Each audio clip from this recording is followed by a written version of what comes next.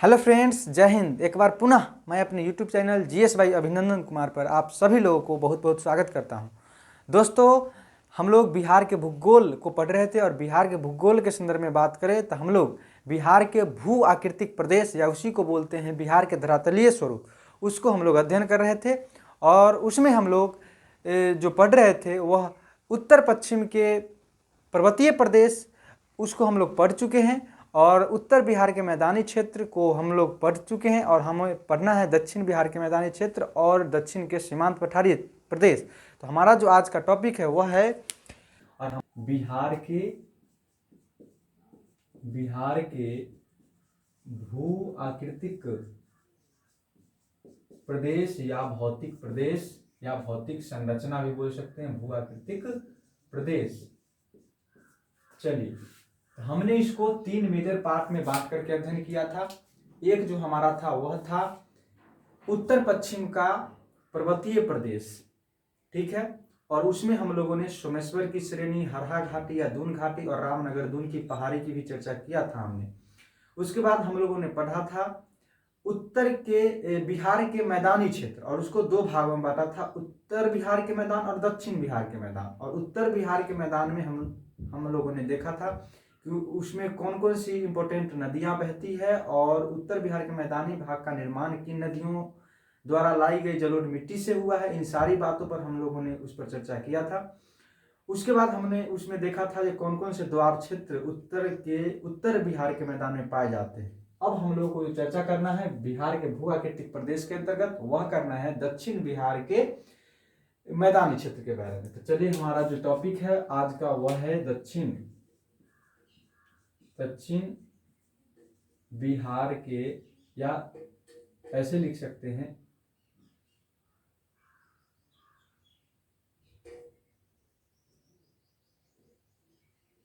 लिखिए दक्षिण बिहार के मैदानी क्षेत्र, या लिख सकते हैं दक्षिण का मैदानी भाग, इसको वह भी बोल सकते हैं दक्षिण बिहार के मैदानी क्षेत्र, या बोल सकते हैं दक्षिण का मैदानी भाग। आज हमारा यही टॉपिक है, इस पर हम लोग चर्चा कर लेते हैं, थोड़ा इसके बारे में जान लेते हैं, एक हल्की हल्की समझ ले लेते हैं, जिससे कि एग्जाम्स में सवाल बन सकते हैं, कभी पूछे जा सकते हैं, ठीक है। चलिए, दक्षिण बिहार के मैदानी भाग की बात करें तो ये जो है इसका जो लगभग विस्तार जो है वह उत्तर बिहार के मैदान की अपेक्षा थोड़ा इसका क्षेत्रफल कम है हमारे बिहार में। दक्षिण बिहार के मैदानी भाग का वह है 33,670 वर्ग किलोमीटर, ठीक है। आगे जो हम लोग बात करेंगे उसमें हम लोग करेंगे कि दक्षिण बिहार में कुछ इंपॉर्टेंट नदियां बहती है और वह गंगा में आकर के मिलती है, और उन्हीं नदियों द्वारा लाई गई जलोढ़ मिट्टी के द्वारा दक्षिण बिहार के मैदानी भाग का निर्माण हुआ है। और एक और बात उसमें ये कहना है कि दक्षिण बिहार में दक्षिण के तरफ से प्रायद्वीपीय पठारों का भाग फैला हुआ है, जिसकी वजह से दक्षिण बिहार के मैदान का जो पश्चिमी भाग है वह कम चौड़ा है और पूर्वी भाग है वह अधिक चौड़ा है। इस पर भी हम लोग ध्यान देंगे। तो चलिए, इसमें कौन कौन सी इंपॉर्टेंट नदियां हैं, तो एक है सोन नदी, एक है हमारा पुनपुन नदी, तीसरा जो हमारा वह है फल्गु नदी, चौथा जो हमारा वह है क्यूल नदी, और एक जो हमारा है जो बांका और भागलपुर के क्षेत्रों में मैदानों में बहती है वह नदी, वह है चंदन नदी। तो इस प्रकार से ये 5 नदियां हैं जो पश्चिम से पूर्व की तरफ इसका व्यवस्थित रूप से बहती है। ये पश्चिम के तरफ में सबसे पहले सोन मिलती है, उसके बाद पुनपुन मिलती है, उसके बाद फल्गु मिलती है, उसके बाद क्यूल मिलती है और उसके बाद चंदन। इन्हीं 5 इंपॉर्टेंट नदियों के वजह से या इनकी द्वारा लाई गई जलोढ़ मिट्टी के वजह से हमारे दक्षिण बिहार के मैदान का निर्माण हुआ है। इस पर हम लोग अब बात करेंगे। हमारा जो सोन है वह, एक बात और ध्यान दीजिएगा, हमारा जो सोन नदी है वह पठारी प्रदेश अमरकंटक के पास से अमरकंटक की चोटी जो है, जो हमारे विंध्याचल पर्वत की एक ऊंची चोटी पड़ती है अमरकंटक, उसी के पास से, अमरकंटक के पास से ये सोन नदी निकल करके आती है और हमारे पटना के आसपास आकर के गंगा नदी में मिल जाती है। पुनपुन नदी भी पठारीय प्रदेश से ही बह करके आते हैं। फल्गु नदी, क्यू नदी और चंदन नदी भी, ये सभी आते हैं और गंगा नदी में मिल जाते हैं। एक और बात ध्यान देना है कि नदियों की वजह से, इस प्रकार से एक मैप पहले ले लेते हैं बिहार का, उसके बाद इसको समझने में थोड़ा और आसानी होगा आप लोगों को।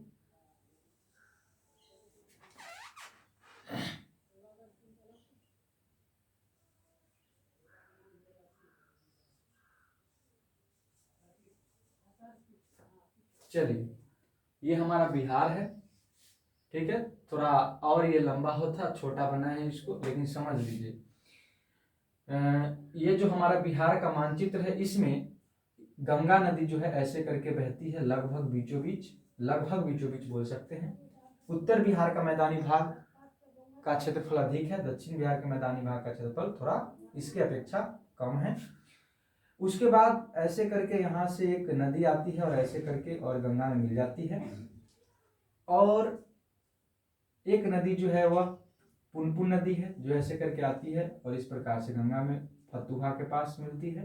उसके बाद एक नदी जो है वह है फल्गु, एक है क्यूल और एक हमारा है चंदन। इस प्रकार से 5 नदियां, ठीक है।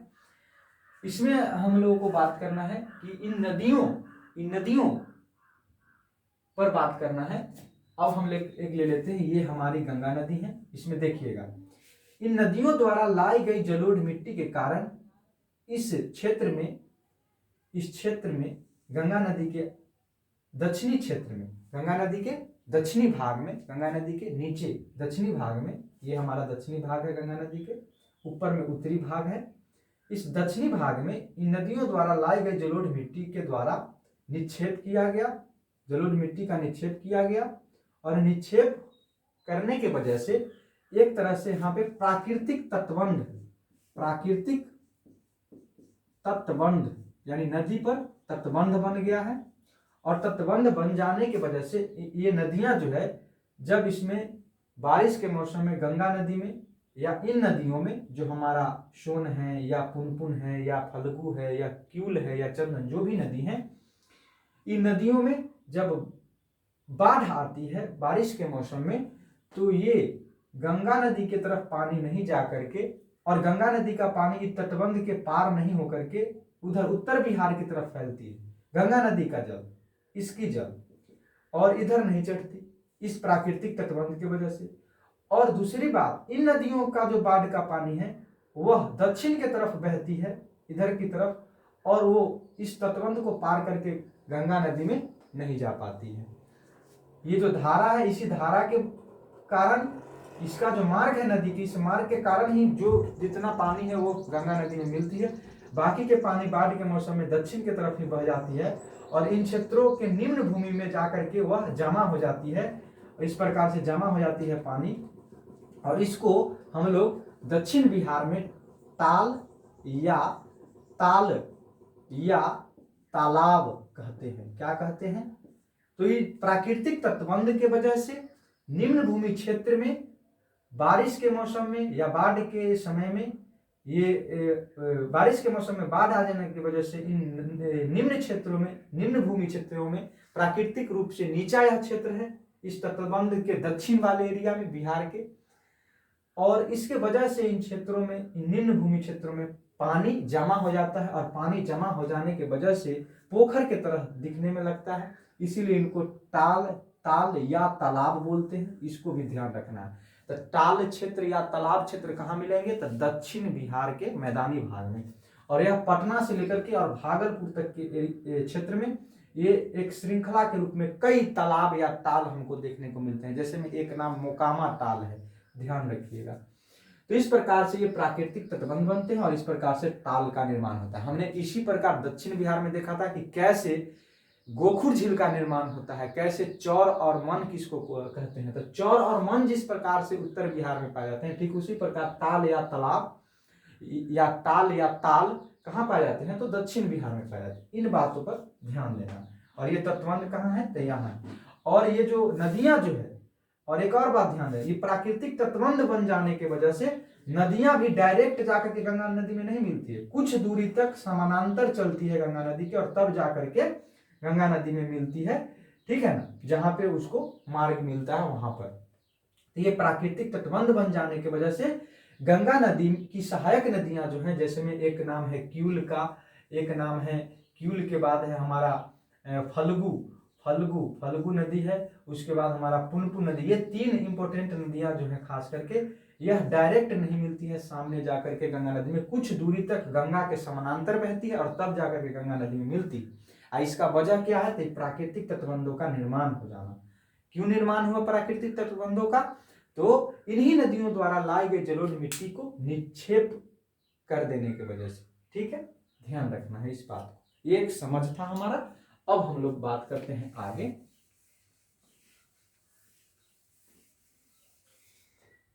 आगे हमें देखना है कि इन क्षेत्रों में ये जो हमारे मैदानी भाग हैं, इस मैदानी भाग में हमें ऐसे, यहाँ पे कैमूर का पठार है, जो हम इसको भी दक्षिण के प्रायद्वीपीय पठार का हिस्सा मानते हैं, और यहाँ ऐसे करके यहाँ से यहाँ पे सोन नदी बहती है, ठीक है, सोन नदी का ऐसे थोड़ा कर दीजिए, इसका लोकेशन जो है इस प्रकार से है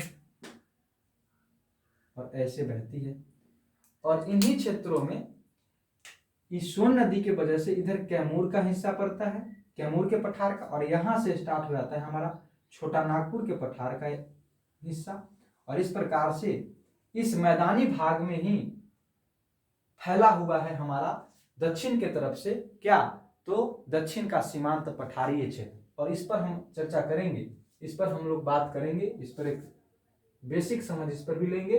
पहले हमको अभी देखना है दक्षिण बिहार के मैदानी क्षेत्र, और मैदानी भाग को हम लोग पढ़ रहे हैं, तो इसमें हम लोग को देखना है कि इसी मैदानी भाग में ये जो हमारा पठारीय क्षेत्र है वह उत्तर की तरफ बढ़ा हुआ है, प्रवेश उसमें घुसा हुआ है, ठीक है ना। तो ये जो है इसी वजह से इस मैदानी भाग का जो हमारा क्षेत्रफल है वह उत्तर बिहार के वजह अपेक्षा कम है, वजह यही है इसके मूलतः। अब हम बात कर लेते हैं इन नदियों के द्वारा कई द्वाब क्षेत्रों का निर्माण हुआ है, और इस प्रकार से हम उत्तर बिहार को 3 द्वाब क्षेत्र में बांटे थे, और इधर भी दक्षिण बिहार को भी हम लोग 3 द्वाब क्षेत्रों में इसको बांटेंगे। एक जो हमारा द्वाब क्षेत्र है वह है गंगा सोन द्वाब, गंगा सोन द्वाब, ठीक है, और गंगा सोन द्वाब को ही हम लोग भोजपुर का मैदान बोलते हैं, भोजपुर का मैदान, भोजपुर का मैदान, क्योंकि इसमें भोजपुरी भाषा ज्यादा फेमस है, इसीलिए हम लोग इसको भोजपुर का मैदान, या एक इसमें डिस्ट्रिक्ट भी पड़ता है भोजपुर डिस्ट्रिक्ट, ठीक है, पटना के पश्चिम साइड में। तो ये हमारे हो गए, ये जो हमारे नदी हैं ये है हमारे सोन नदी, और ये हमारे हैं गंगा नदी। तो गंगा और सोन के बीच के जो ये क्षेत्र हैं, ये पूरे क्षेत्र, इसको हम लोग बोलते हैं गंगा सोन द्वाब, पहला ये है। दूसरा जो हमारे द्वाब क्षेत्र मिलते हैं, ये दक्षिण बिहार के मैदानी क्षेत्र को हमने 3 द्वाब क्षेत्रों में बांटा है इसको भी। पहला है गंगा सोन द्वाब, दूसरा जो हमारा है वो है सोन क्यूल द्वाब, यानी सोन नदी और क्यूल नदी के बीच के क्षेत्र को सोन क्यूल द्वाब बोलते हैं। और सोन क्यूल द्वाब जो है उसको हम लोग सॉरी मगध का मैदान भी कहते हैं इसको, ठीक है। इसी में हमारा मगध साम्राज्य का जो राजधानी वगैरह हुआ करता था, इसीलिए हम लोग इसको मगध का क्षेत्र, और इसी में मगध महाजनपद, इतिहास में लोग मगध महाजनपद को पढ़ते हैं बिहार में, और मगध महाजनपद का जो क्षेत्र था इसी सोन और क्यूल के द्वाब क्षेत्रों में हुआ करता था। ये हमारी क्यूल नदी है और ये हमारा सोन नदी, और यही जो हमारा क्षेत्र है यही हमारा सोन और क्यूल का मैदान है, सोन क्यूल द्वाब है या मगध का मैदान है। तीसरा जो हमारा है वह है क्यूल, और इसको बोल सकते हैं राजमहल।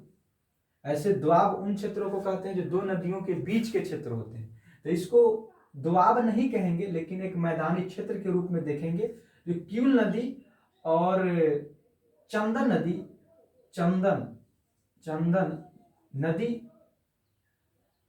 चंदन नदी, किउल नदी और चंदन नदी के द्वारा लाई गई जलोढ़ मिट्टी के वजह से इनका निर्माण हुआ। वह जो क्षेत्र हुआ अंग प्रदेश बोलते हैं, जहां पे आप लोगों ने महाभारत में देखा होगा अंग जनपद के जो राजा हुआ करते थे वह कर्ण हुआ करते थे, कर्ण, वही महाभारत के कर्ण, वही अंग प्रदेश, और अंग की राजधानी जो है वह चंपा हुआ करती थी। तो किउल और चंदन नदी के द्वारा लाई गई मिट्टियों से यहाँ पे बांका और भागलपुर के क्षेत्रों में, ठीक है, अंग का मैदान मिलता है, अंग का मैदान, अंग क्षेत्र मिलते हैं। और इस प्रकार से, और इनका ये अंग मैदान कहां से कहां तक मिलते हैं, तो किउल नदी से लेकर के और राजमहल की पहाड़ी,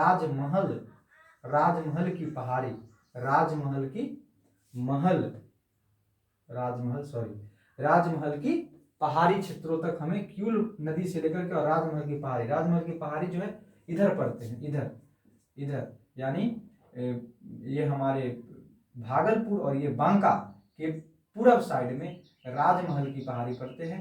और ये राजमहल जो पहाड़ी है, ये जो राजमहल की पहाड़ी है ये कहाँ है, तो झारखंड में। कहाँ है, झारखंड में, याद रखना। ये हम सब लोकेशन दिखा रहे हैं कि लोकेशन अगर दिमाग में रहे तो हम सवाल को आसानी से बना सकते हैं। तो ये हमारे 3 क्षेत्रों में हमने दक्षिण बिहार के मैदानी क्षेत्र को हमने बांटा। अब हम लोगों को जो देखना है वह देखना है कि दक्षिण के जो सीमांत पठारी प्रदेश हैं वो कौन कौन से हैं, ठीक है। चलिए अब हमको इसको मिटाते हैं और हम लोग देख लेते हैं दक्षिण के सीमांत पठारी प्रदेश, ठीक है। दक्षिण के सीमांत या संकीर्ण भी बोलते हैं इसको, सीमांत या संकीर्ण पठारीय क्षेत्र या पठारीय प्रदेश, ठीक है। इसके लिए भी हम लोग एक मैप ले लेते हैं। चलिए आइए इसको मिटा लेते हैं या रहने दीजिए उसको, हम इधर मैप एक ले लेते हैं। ये हमारा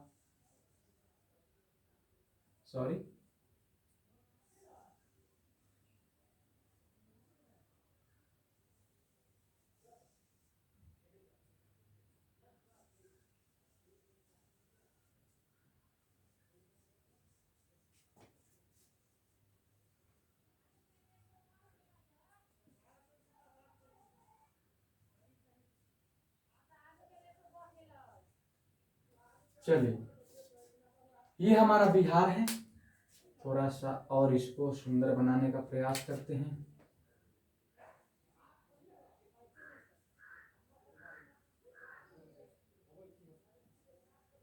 चलिए आइए, ये हमारा बिहार है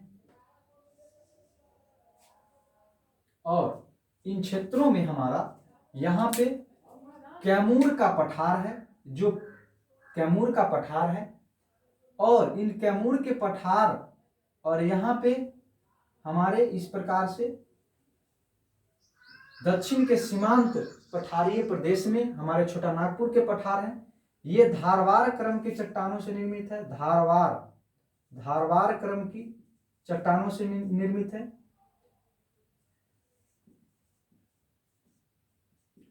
और ये जो हमारा कैमूर का पठार है यह विंध्य क्रम की और विंध्याचल पर्वत का ही ये अग्रभाग है जो पूरब तक बिहार में फैला हुआ है, इसीलिए इसको विंध्य क्रम की चट्टान बोलते हैं। विंध्य पर्वत से ही जुड़ा हुआ भाग है, इसीलिए विंध्य क्रम की चट्टान।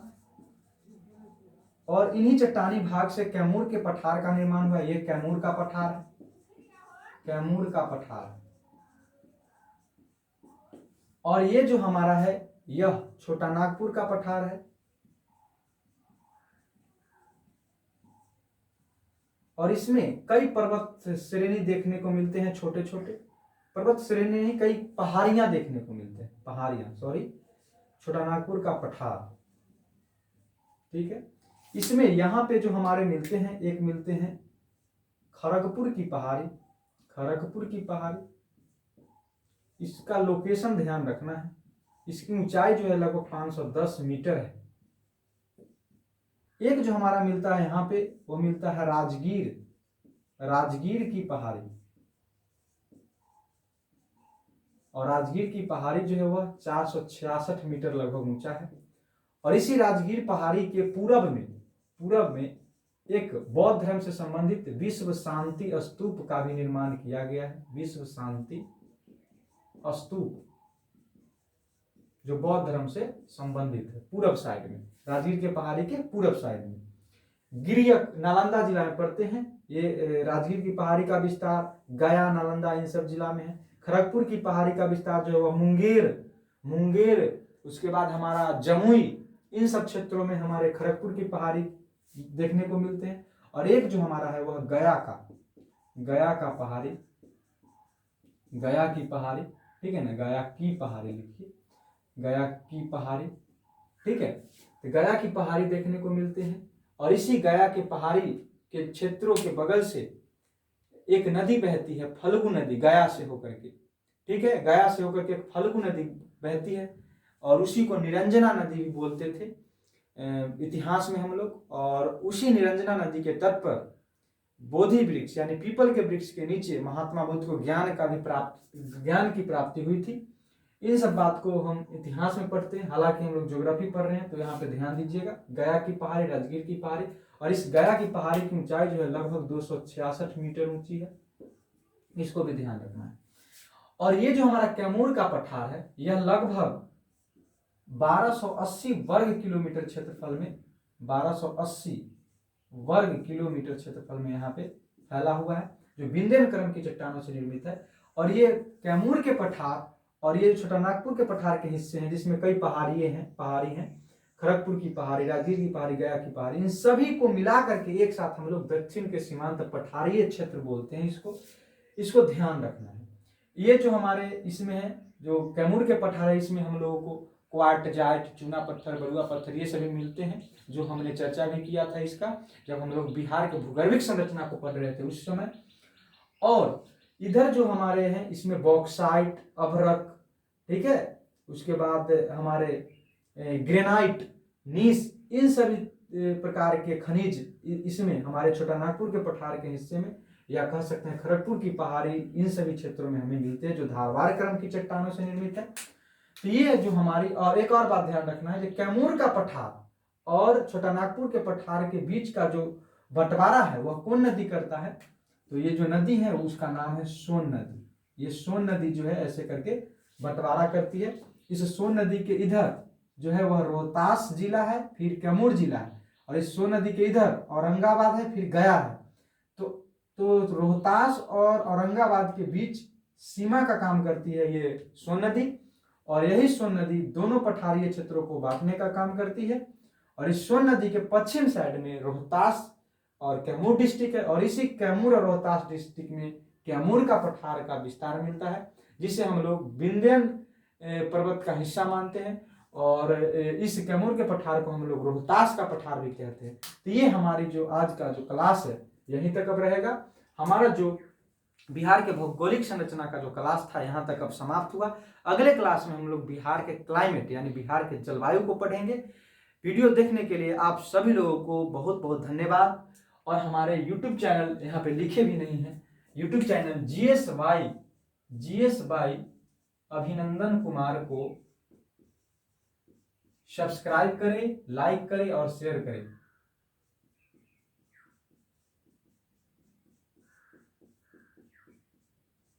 ठीक है, ये हमारा YouTube चैनल है